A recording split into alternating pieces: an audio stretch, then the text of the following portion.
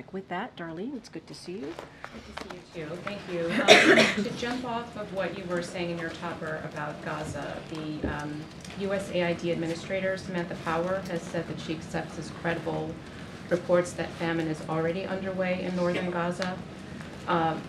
Does the President and the White House share that assessment? And if so, you were talking about the progress is good, but more needs to be done. What more can be Exactly. done? The progress is good.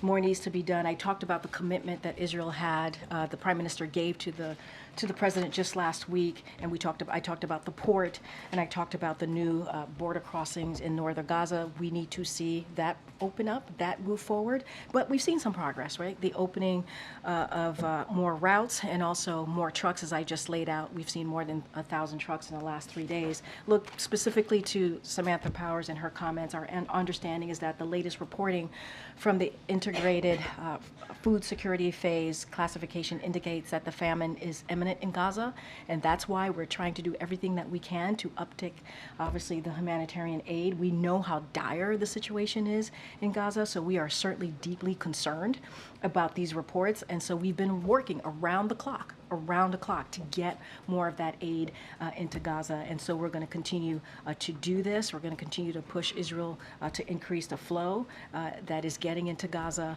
And like I said, I've laid out their commitments. There are 2 other ways that we want to see their commitment continue, which is that port that I just mentioned at the top and just moments ago, and so also those the routes in northern Gaza. So there's more work to be done, but again, 1,000 trucks over the last 3 days is an improvement. It's good promise. We need to see more.